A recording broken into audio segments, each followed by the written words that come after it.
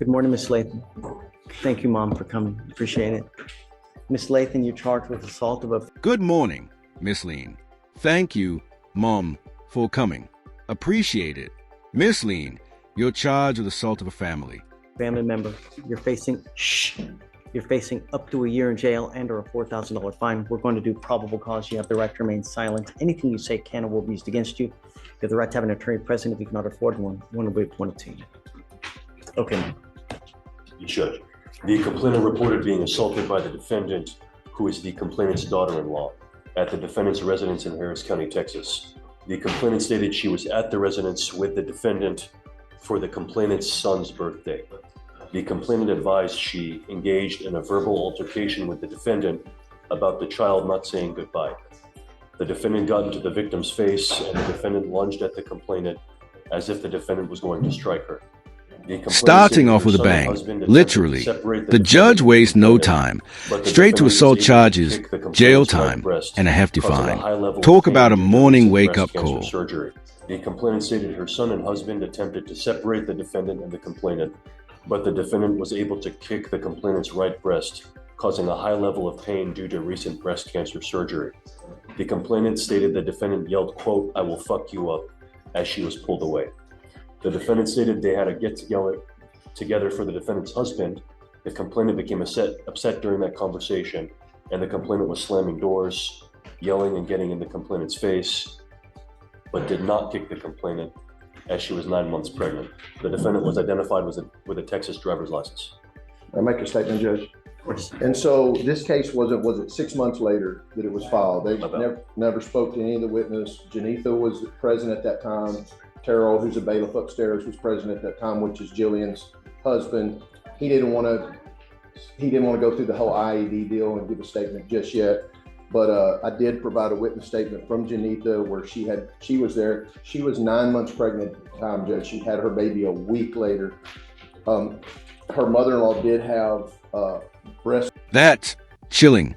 Imagine just recovering from surgery and then being kicked there, whether true or not.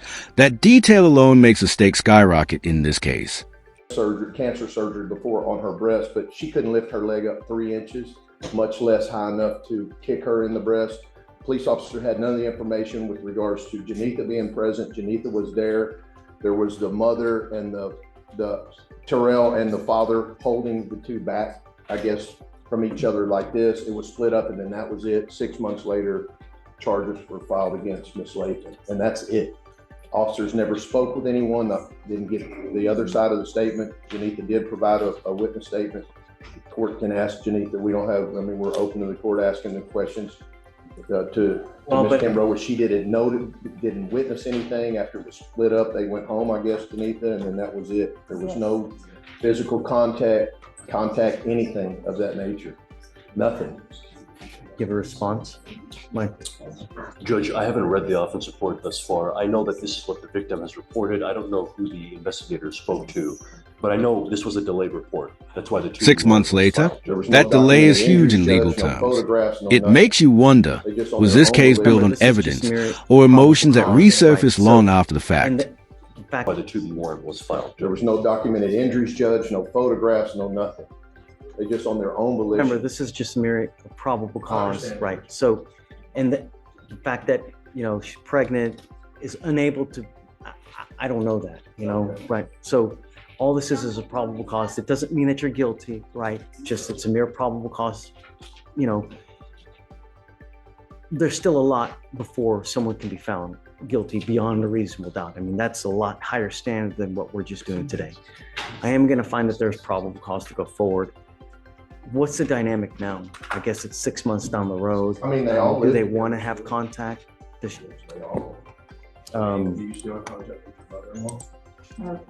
So on Marilyn, is there still contact between you guys? On and off, not too much. Okay, so the only thing I'm going to ask is just don't have any threatening or harassing contact with this person. That's all I'm going to ask you to do at this point, okay? I'm not going to put any other conditions in your bond. Just be careful. Don't pick up any new cases. You know, You got a great lawyer. I will waive your appearance. You don't have to waste your time coming to court. Mr. Kamek will tell you when you have to come back to court, and that's all there is to it. Just, just be nice. Don't pick up any new cases, You guys have any questions? That's it. So for now, what I'm gonna do is I'm gonna have just Michael create the bond conditions. We'll have you sign it, and then you guys are free to go. Just do your thing and just have fun. Judge, did you set a bond amount? Oh, Mr. Torres, you're charged with assault of a family member. You are facing a year in jail and or a $4,000 fine. We are going to do probable cause. You have the right to remain silent. Anything you say can or will be used against you. You have the right to have an attorney present. If you cannot afford one will be appointed to you, sir. On October 15, 2024, officers dispatched to a welfare check at a residence in Harris County, Texas. Officers made contact with the complainant, who was observed to have a fresh, large bump to the back of her head. The complainant was observed to be very scared to speak to law enforcement at the time of their arrival, while the defendant was in the area. The complainant insisted that she wanted to leave the house and get out. The officers made contact with the defendant, who stated that him and the complainant had been dating for about 1 month and had recently had a couple verbal arguments. The defendant stated that he was outside and heard screams coming from inside, and when he came inside, he found the complainant on the floor in the living room and that she had fell from the stepping stool that was in the living room. And there it is, the green light. Probable cause doesn't mean guilt, but it's a judge saying, yep, there's enough smoke to look for fire. The real battle hasn't even started yet. The defendant stated that the argument never got physical between them, and the officer contacted the witness, who called in the welfare check and stated that he received a message from the complainant of a picture of a firearm. The witness stated that the complainant began sending him audio through WhatsApp, and on the audio you can hear the complainant say, "Jose, run. He is going over there with a firearm. Run now." The second audio that was sent from the witness, you could hear the complainant telling him, "I was able to take the firearm away from him, but he had a knife. Run." The witness stated he called the complainant and was able to hear a disturbance between the complainant and a male. The complainant tells the witness, "I don't want to die," and the witness then overhears a male yell, "If you call the police, it will get worse." And then that's when the witness heard them arguing, and he can tell the defendant's mouth was then covered and can no longer talk. And then the complainant stated the defendant was upset that her ex-boyfriend was trying to pick her up, so the defendant placed a firearm inside his waist and said he was going to look for her ex-boyfriend, and he left the house. The complainant stated the defendant returned a short period later and continued to argue with her about leaving the house. And when the complainant was exiting the master bedroom and going towards the living room to leave, the defendant pushed her back, causing the complainant to fall to the ground and hitting her head with the floor. The complainant stated she lost consciousness after she fell, but when she woke back up, she was already laying on the bed when the defendant was there pleading that he was sorry and he didn't mean to hurt her. The complainant stated she did feel pain. And that's it, Your Honor. So it is the pushing and falling on the floor and getting hurt that way. Okay. Mr. Torres, I'm going to find that there's probable cause to go forward with your case. I'm ordering you as a condition of your bond not to have any contact with the complaining witness in this case. Do you understand? You don't understand? No, not one time. He said no, he's not going to have contact. Okay. I'm also ordering you not to be in possession of any weapons. No guns. Do you understand? No. Yes, sir. If I find that you have a weapon, if I find that you try to have contact with this person, I'm going to put you in jail and you will not get any more PR bonds. Tell me, are you a United States citizen? Yes, sir. You are? I'm sure. I'm entering in what's called a magistrate's order for emergency protection. This is a court order that identifies Yolis Hernandez as a protected individual. You cannot commit family violence or an assault against this person. Commit an act in furtherance of an offense under section 42.072 of the Texas Penal Code, which is the stalking statute. You cannot threaten, harass, use another person to communicate a threat or harassing behavior. You cannot be in possession of a weapon or go within 200 feet of where she lives or where she works. Do you understand? If you violate this court order, the state can and will file an additional charge against you, violation of a protective order, and then it's really bad. Do you understand? If you ever have any questions, Mark can help you and guide you through this. Because you have a lawyer, I will waive That your line, appearance so you don't "It have will to get waste your worse," time coming to is court, but you straight must out of a stay in touch with Mr. nightmare. Metzen. This is He the will kind tell of you threat if that and when you turns a have to come back family to court. dispute into a If he tells full-blown me he can't emergency get a hold of you situation. because you're playing games, waive your appearance so you don't have to waste your time coming to court, but you must stay in touch with Mr. Metzen. He will tell you if and when you have to come back to court. If he tells me he can't get a hold of you because you're playing games, I will issue a warrant for your arrest. So don't pick up any new cases, no contact and no weapons. That's it. Do you have any questions? Okay. As far as the bond is concerned, we need to take care of that. Yes. Do you have any prior criminal history that you guys see? Alex? I can run his NCIC.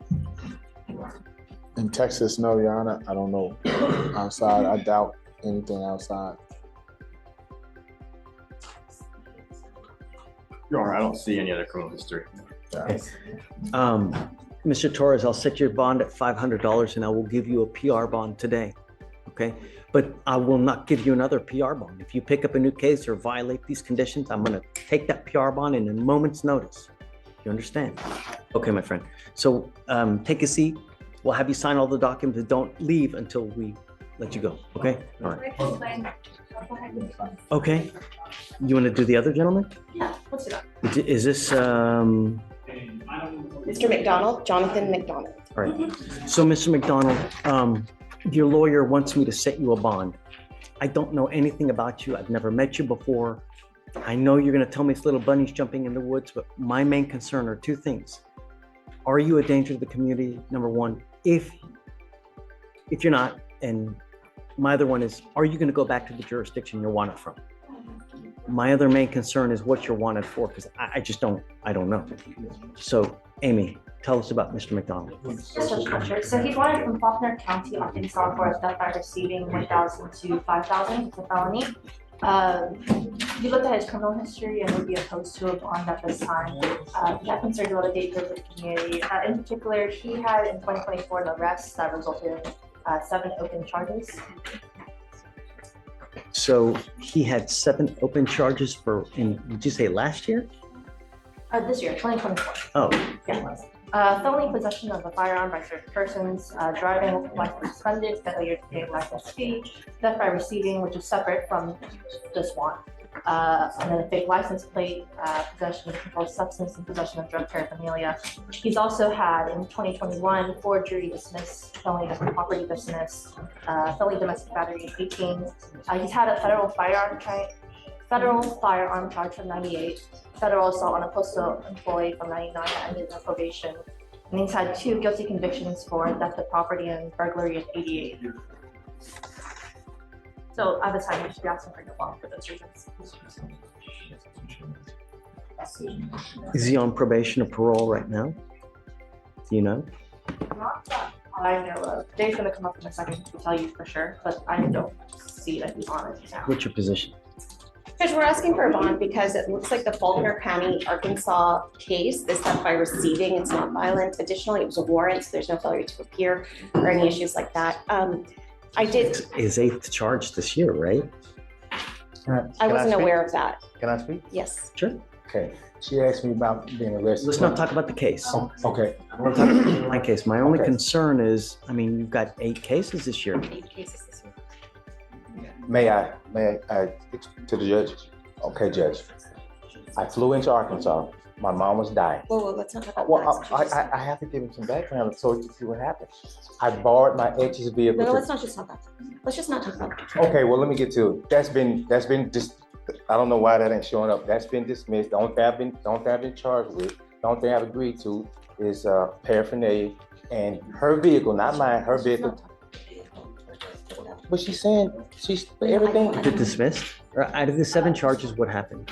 I'm saying that they're arrested. It was Dave dismissed. said that they're open charges. It was dismissed. Still open. That's what Dave said.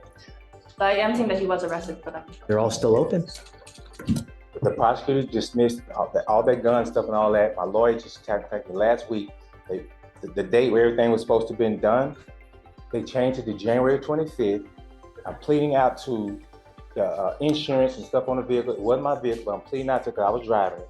and paraphernalia Okay, so That's January it. you'll be pleading. to paraphernalia. Yeah, So misdemeanor. all seven cases are still. Everything gone. Only thing is My concern is that when you have all those